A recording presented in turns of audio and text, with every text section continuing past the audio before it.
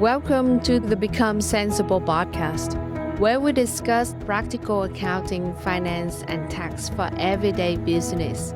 I'm your host, Fiona, and I'm here to show you that no matter what your business financial situation is, you can change it.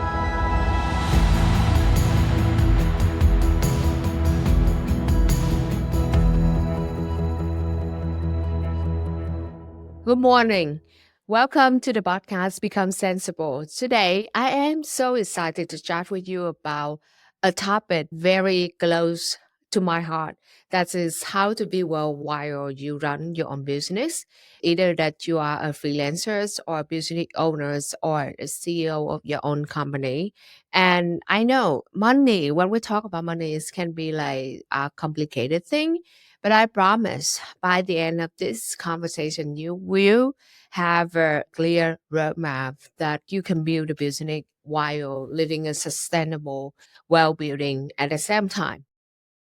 I think this is part of our relationship with money. There's sometimes we feel like we only can build well if we take advantage of other people or we're doing something wrong. And it depends a lot in everyone's lifestyle. The number is relative, but there's the way that you can build a comfortable life and also like sustainable for you in the long term and also of integrity and ethical at the same time. And I know it just seems to be a little bit hard, but I can see that some of our client is moving in this way that they attention and put intention into like how to build well, but also like treat their employee and grow the business at the same time in the way that's have an ethical integrity and also sustainable.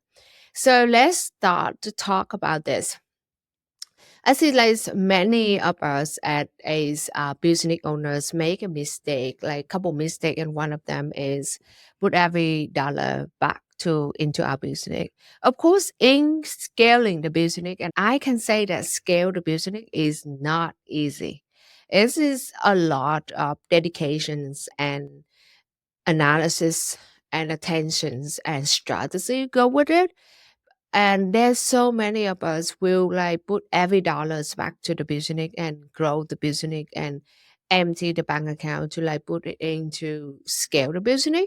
But at the same time, if we do is for a very long time, 20, 30 years, maybe it's not a right strategy and maybe it's something that is going on wrong over there because you can put a lot of money back into the business in like 5 years, max like 10 years. And after that, if you think it's not going the way that is forecasting or like your projection, there is something need to be changed in the fundamental how you do the business or your business model or like how you scale the business. But most of the time it is in the business model that we need to reconsider how we do all these things that affect your profits situation and your market share and also like explain why you ran all your cash to put back into the business. So that is like something need to be taken care of. And of course, growing is require a lot of cash and money put back into the business. But again, it's a business model. There is something that maybe need to pay attention in terms of your business model because that is not sustainable and there's something apparently is going on with your business model that put you into that position. Number two is thinking our business is our retirement plan. One day after 30 years or 40 years, you will want to like retire. And that day will probably come faster than we ever expected. And so, but for the retirement, any like money, the money rule is that money need time to grow. So the longer you put the money into like investment, the better that it will grow in the long term. And so if you just think that, okay, the last couple of years of your business, you will be like cash out the money and contributing to the retirement account or like start the investment, it may be a little bit too late for that because it's not enough time for the money to grow. So make sure that you not wait until you retire and think that your business is your retirement. You can sell it at that time and cash out some money to like actually put into retirement. I think it's maybe like it's not enough time for the money to grow at all. finally is not diversifying, just like put everything in one basket. Every money that you have, put it into the business and just like try to get the business work. And then like, okay, that's is your investment. But that is again, this is very high risky. In investment, we always say that don't ever put everything in one basket. And this is why you need to pay attention on it. So the secret, you will need to build well in and outside of your business. So, but of course, when you started, it's not gonna be like easy because like every single dollars is likely to be go back into the business. But at the same time, that's the thing that you need to make the decision. How much is the basic fundamental number that you need to take out from the business every single month to take care for your personal responsibility and also contribute for your retirement account. And I know it's absolutely hard to say that, okay, it's easier to say than to done because we know that in terms of like scaling, everything is the cash flow is not work. And we always have the challenge in terms of like whether we have enough cash to cover the scale of the business. So always like make sure that you take care of certain part of it, like 20% or 10% to go into these things that's important for you. I mean, like every month, if you contribute like $200, $500, it's so small amount. But in the long term, that money will like grow and cover for you in so many ways in terms of like retirement and build wealth. And at the end of the day, of course, we start a business because we have the passion, we have a skill, we have the talents. But at the same time, money is not absolutely thing that we have a goal in life, but money is the tool that help you to like do the work that you love. And also like when you retire, you not and build the safety nets for you in the long term, and including that is the wealth and the retirement for yourself. So let's talk about like retirement plans. So with the business, as a business owners, you have a couple options to contribution for retirement plan. Number one is solo 401k or 401k. If your company have a W-2 employees, which is the employee works for your company, then you open a 401k. But if your company just only you on the payroll, you can open a solo 401k. And it gives you a lot of saving as the business owner. It's just a lot of saving and contribution maximum that you can contribute. I think 2025 on the employee side, you can contribute up to 23,500. And then on the employer side, you can contribute up to 25% of your W-2 earning. So totally, I think maximum that you can contribute is up to $70,000 in solo 401k or 401k contribution. And then the other thing, the second thing is SEP IRA. So SEP IRA, it play the role on the employer side. It doesn't have the employee side of it, but it can help you to contribute like up to 25% of net profits or 25% of your W-2 earning, depends on whether you are on the payroll or not. So many people like, I mean, if you a sole proprietor or a single member LLC, sometimes if your business make a lot of profits, like 200, 300, $500,000, have a SEP IA is very like super helpful because you're not an S corporation. So you're not obligated to contribute by based on your W-2 of your own business. And so that is help you to like maximum like SEP contribution. So if you make like $100,000, your SEP contribution maximum is $25,000 based on the net profit from the business. So there's some like advantage between solo 401k and a SEP IRA. And when you convert or you select your single member LLC become an S corporation, the part of like W-2 is controlled, the part of how much retirement contribution on the employer side that you can contribute for you, for yourself. But in any way, it is a very good lump sum number. And then you also have a like traditional IIA. So traditional IIA also a pre-tax contribution. So if you contribute for traditional IIA, it will save you a couple thousand.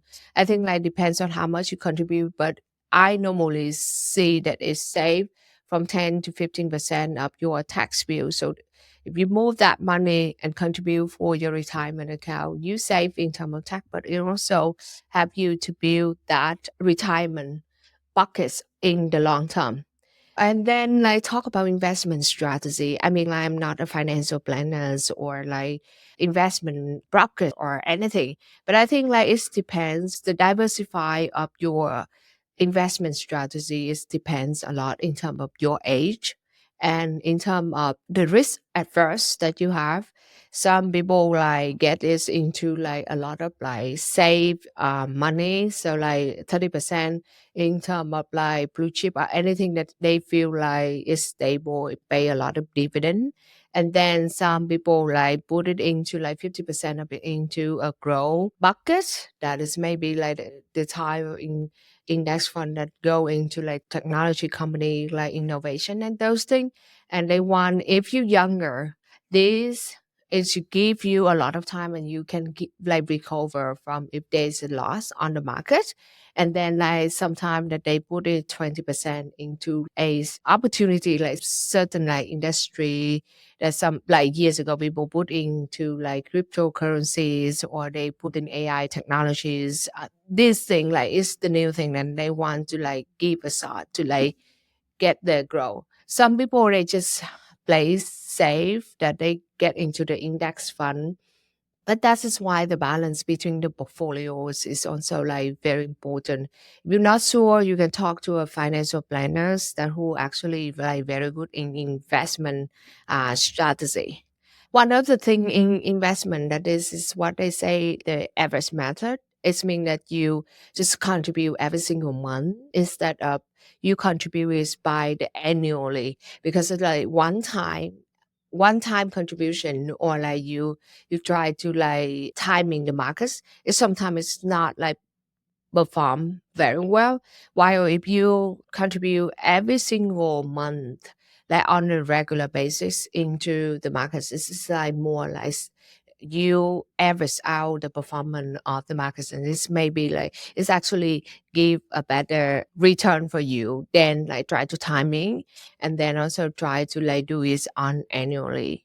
The number two is set up a automatic transfer. So basically, if you have a S corporation or C corporation, your contribution is just go automatically withdraw from your salary based on the contribute and deposit into the investment account. One of the things I think in money management rule is that if you don't see that money and this is go into investment or into saving, if you don't see it, you probably will never think about use it or spend it, and that money will safely to put it back into the investment and those things. So don't let this the money deposit into your personal bank account. Sometimes we trust ourselves so much, but there's a lot of temptation. If you see the money into your bank account, there's the chance that you will spend it on something unreasonable. That is what I think. And then every single year around like November or October, I normally do this every quarter, but you may need to sit down with your investment planners or your financial planners once per year to like balance out the portfolio or like discuss about your financial goal and what you need to do to like to reach that financial goal. But like for me, like as a professional person, I normally sit down every quarter and I just get it done. Reallocated my portfolio based on the performance and what is the return on the markets. And I just reallocated the percentage and we'll see like how it's look like in the next quarter. Number three is one of the things that I do with my money, and it's also like the goal that I always want to do is this. Like any big spend in my life, I usually create a fund to actually invest that money and get that return on the money to use for that type of spend.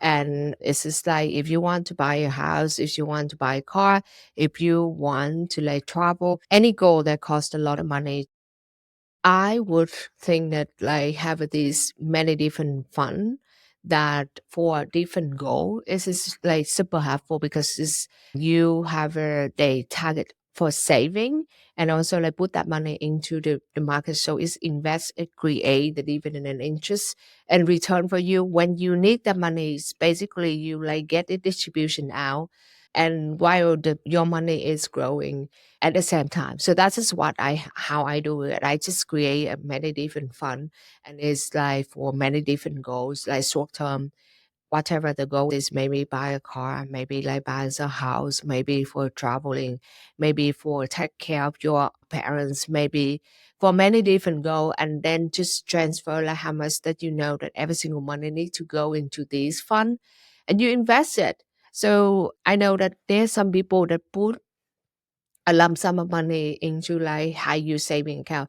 Of course, your emergency fund should be like sitting on a high yield saving account, so it can create like some return on your like your interest return right away. But that return, I don't think that is will like sizable like the way that if you put into the market like stock and bond and like investment fund. So that like it's depend on you, but I always have it that way. It's like a emergency fund. It's go into a high yield saving, and then any goal that I have a like short term or long term that it will need a lump sum of money. I normally like you buy an investment fund and get cash out from this thing when I need it, and then I reinvest it so that is the money grow itself. The number two, of course, like if I do this, if it's short term, I need to pay some in term of capital gain. But normally this I need is like not in 3 months or something. It's normally like annually or even like more than annually. So it is not falling in all in short term capital gain. It's most likely in term of long term, and it's but it gives the return on investment. And I think that's help you to have a like different saving goal. It's help you manage the money easier. It's number one because every bucket it has a purpose for it. And the other thing is give you the return. It's better than like put the money into the high yield saving.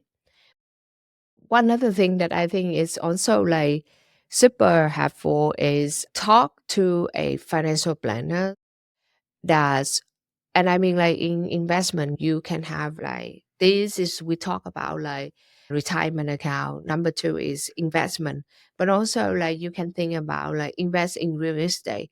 Real estate is one of the buckets for like building wealth, because one of the things if you have a skill or you have someone that know skill how to like manage properties, or like if you have the partners that you can contribute to them and they manage shopping center of like commercial real estate like shopping centers or residential a multi-family house, depends on your skills, your relationship, your connection. Real estate also like a very good place that if you can put the money in, normally is create for you the cash flow every single month.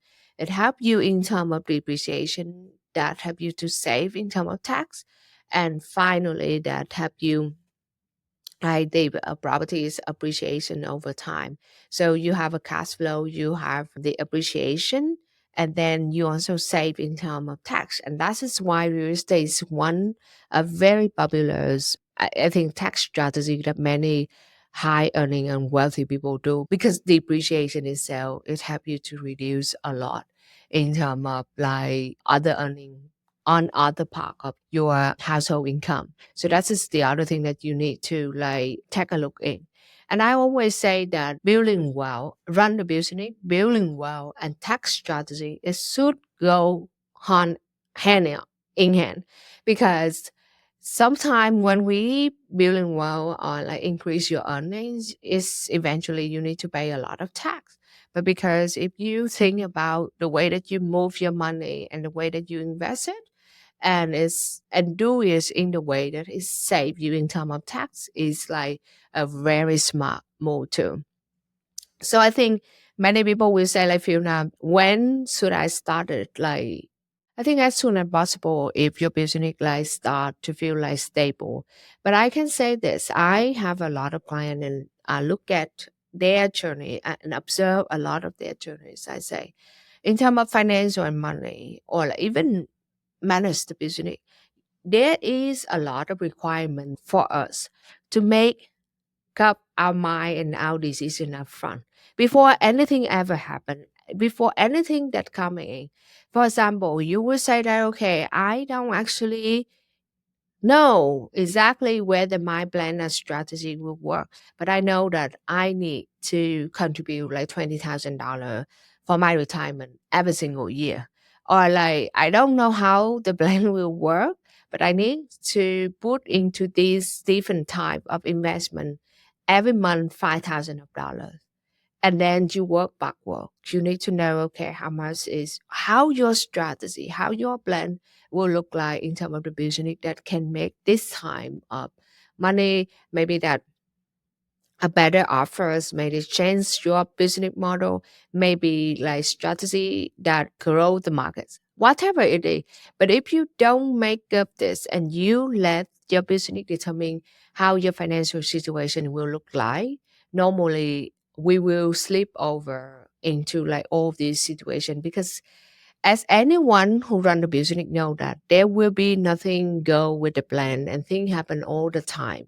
And if we don't make the decision upfront how we run things, how the financial will need to look like, we definitely will not be able to get this fund, this cash come out of our business to invest and build wealth in the long term. So that is my message, like sitting down, assess your financial situation, your business financial situation, and put in the KPI that you can take a look in every single week and make the decision upfront how you want to move forward. In this year, this is just February, we still have 11 month for this year. So make that decision and start, even a small step started today. So I hope that this episode is helpful for you, and please let me know if you have any questions, rate us, subscribe in our podcast. And thank you so much for your time. I cannot wait to talk to you in the next couple of episodes. Bye bye.